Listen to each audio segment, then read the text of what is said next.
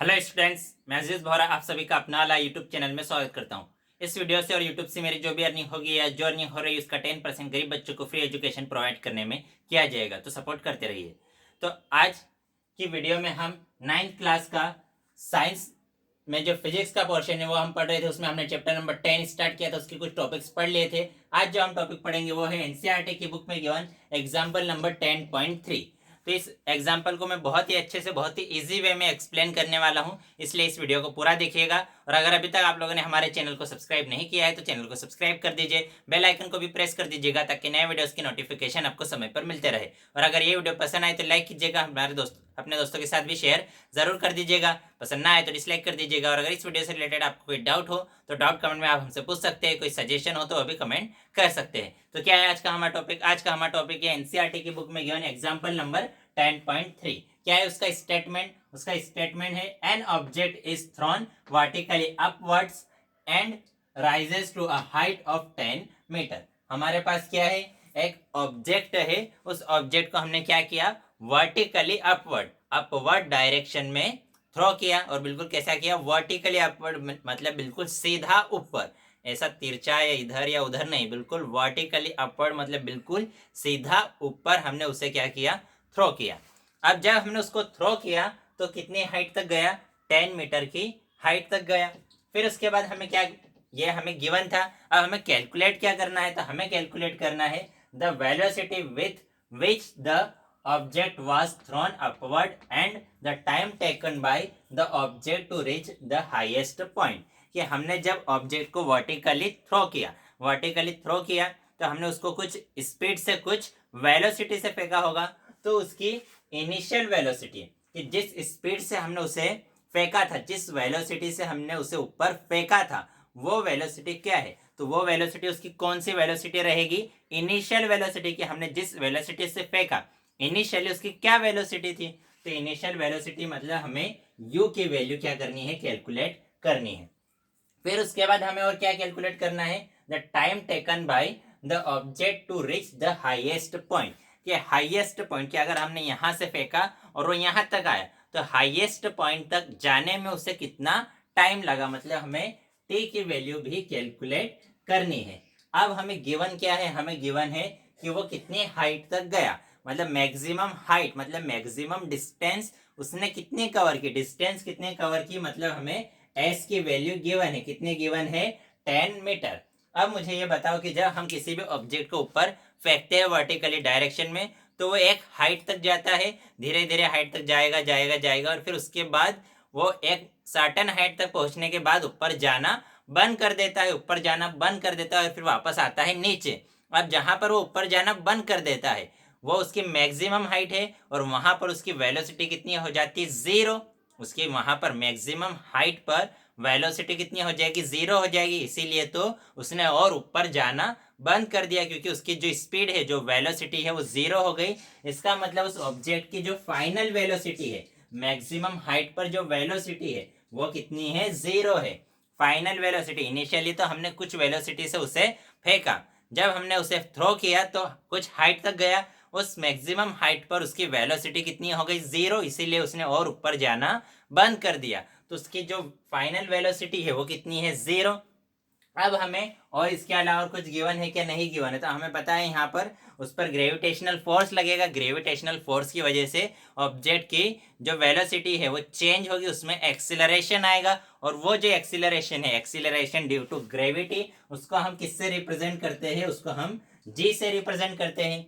और वो जो जी है, जी की वैल्यू कितनी होती है? 9.8 मीटर पर सेकंड। तो जी जो है वो क्या है? एक्सिलरेशन ए, और उसकी वैल्यू कितनी होती है? 9.8 मीटर पर सेकंड स्क्वायर। देखो अब हमें एक बात ध्यान रखनी है कि अगर हमें क्वेश्चन में गिवन है, हमें क्वेश्चन में गिवन है कि जी की वैल्यू 10 लो, तो हमें 10 लेनी पड़ेगी। अगर क्वेश्चन में गिवन है कि जी की वैल्यू 9.8 लो, तो हम जी की वैल्यू 9.8 लेंगे। तो क्वेश्चन में जो भी वैल्यू गिवन होगी वो वैल्यू हम लेंगे। और अगर क्वेश्चन में जी की कोई वैल्यू गिवन नहीं है, अगर क्वेश्चन में जी की कोई वैल्यू गिवन नहीं है, तो हम हमेशा जी की वैल्यू कितनी लेंगे? 9.8। अब देखो ऑब्जेक्ट कहाँ जा रहा है? अपवर्ड डायरेक्शन में। और मैंने इसके पहले वाली वीडियो में बताया था कि जब भी ऑब्जेक्ट अपवर्ड डायरेक्शन में जाए तो उसका जो एक्सिलरेशन होगा एक्सीलरेशन को हम क्या लेंगे, नेगेटिव लेंगे, क्योंकि फोर्स लग रहा है डाउनवर्ड डायरेक्शन में और ऑब्जेक्ट जा रहा है अपवर्ड डायरेक्शन में। तो जो फोर्स है वो मोशन को क्या करेगा, अपोज करेगा। फोर्स लग रहा है नीचे, ऑब्जेक्ट जा रहा है ऊपर, तो फोर्स और डिस्टेंस या वेलोसिटी की डायरेक्शन अपोजिट है, मोशन की डायरेक्शन अपोजिट है।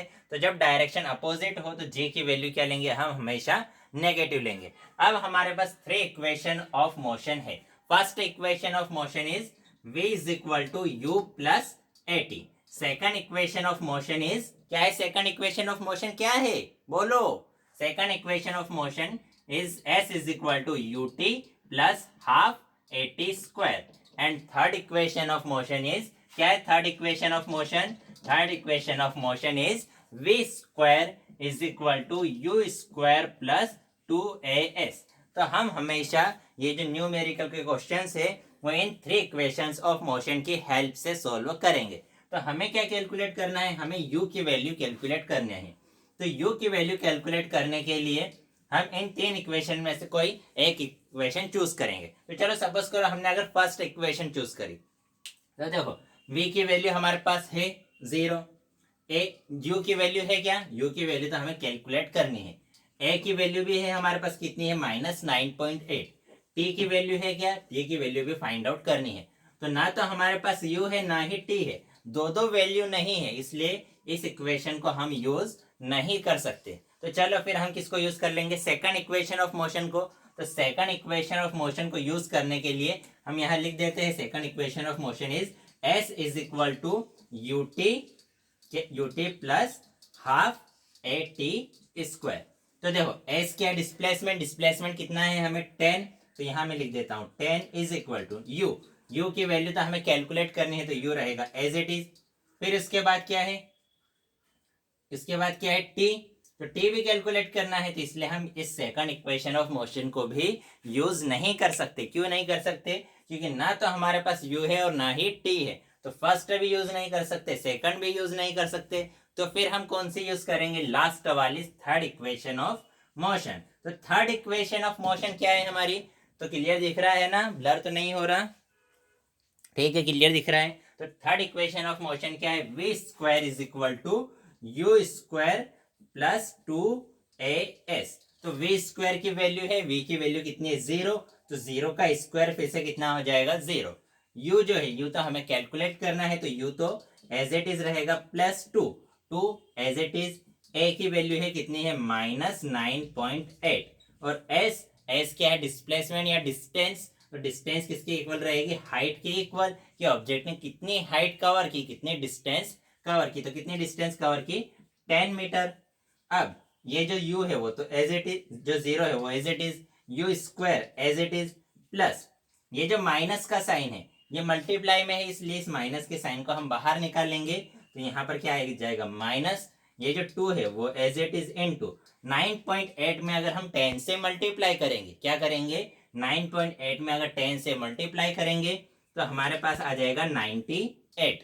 98 में अगर 2 से मल्टीप्लाई करेंगे, 98 में हम क्या करेंगे, अगर 2 से मल्टीप्लाई करेंगे तो हमारे पास वैल्यू आ जाएगी, कितनी आएगी, 98 में 2 से मल्टीप्लाई करेंगे तो 196। कितना आएगा आंसर, 196। अब ये जो 196 है ये किसमें है, माइनस में है, जो 196 वो किसमें है, माइनस में है, तो इसे इक्वल टू के इधर ले आएंगे, इक्वल टू के इधर लेकर आएंगे तो वो हो जाएगा प्लस। तो हमारे पास वैल्यू कितनी हो जाएगी, 196 is equal to u square, या इसी को हम क्या लिख सकते हैं, u square is equal to 196। अब ये जो स्क्वायर है जब इक्वल टू के उधर जाएगा तो क्या बन जाएगा, अंडर रूट। हमें पता है जो स्क्वायर है जब इक्वल टू के उधर जाता है क्या, तो क्या बन जाता है, रूट। तो u इज इक्वल टू कितना आ जाएगा, अंडर रूट 196। अब जो 196 है उसका स्क्वायर रूट क्या होता है, 14। तो u की वैल्यू कितनी आ जाएगी, 14। और u क्या है, वेलोसिटी, तो वेलोसिटी की एसआई यूनिट क्या होती है,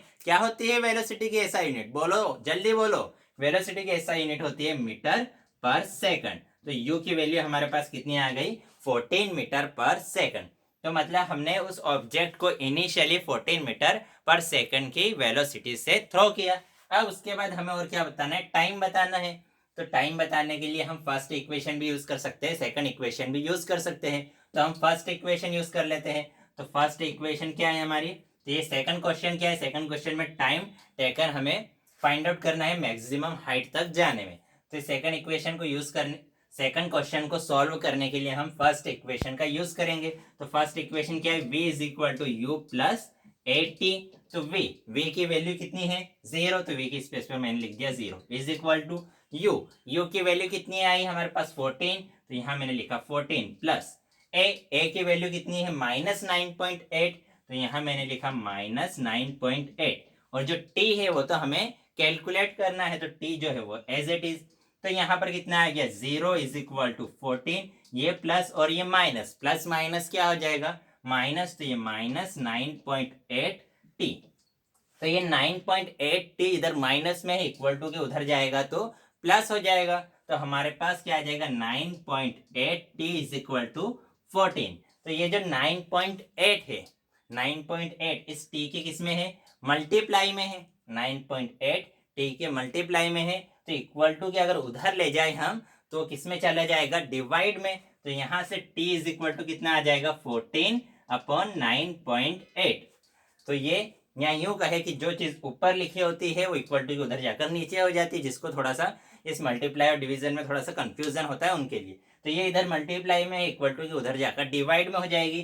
तो t इज इक्वल टू कितना आया 14 अपॉन 9.8। जब 14 में हम 9.8 से डिवाइड करेंगे तो हमारे पास आंसर आ जाएगा 1.43। तो t की वैल्यू कितनी आ गई 1.43, और t क्या है टाइम है, और टाइम की ऐसा यूनिट क्या होती है सेकंड, इसलिए यहां पर मैंने लिख दिया सेकंड। तो टाइम टेकन मतलब मैक्सिमम हाइट तक जाने में ऑब्जेक्ट को कितना टाइम लगेगा, तो ऑब्जेक्ट को 1.43 सेकंड का टाइम लगेगा। तो हमें क्वेश्चन में क्या गिवन था कि हमारे पास एक ऑब्जेक्ट था, उस ऑब्जेक्ट को हमने क्या किया अपवर्ड डायरेक्शन में थ्रो किया, और वो अपवर्ड डायरेक्शन में जब थ्रो किया वर्टिकली अपवर्ड डायरेक्शन में, तो कितनी हाइट तक गया 10 मीटर तक की हाइट तक गया। तो हमें ये बताना था कि हमने इनिशियली उसको किस वेलोसिटी से थ्रो किया और वो मैक्सिमम हाइट तक जाने में उसे कितना टाइम लगा। तो u की वैल्यू फाइंड आउट करनी है, t की वैल्यू फाइंड आउट करनी है, s उसने कितने डिस्टेंस कवर की वो गिवन है, और फाइनली ऊपर जाकर उसकी वेलोसिटी हो जाएगी 0। तो फाइनल वेलोसिटी v की वैल्यू है 0, और g क्या है एक्सीलरेशन, और एक्सीलरेशन कितना होता है 9.8 मीटर पर सेकंड, और जो ऑब्जेक्ट है वो अपवर्ड डायरेक्शन में जा रहा है और फोर्स डाउनवर्ड डायरेक्शन में लग रहा है, इसलिए उसकी वैल्यू क्या लेंगे नेगेटिव।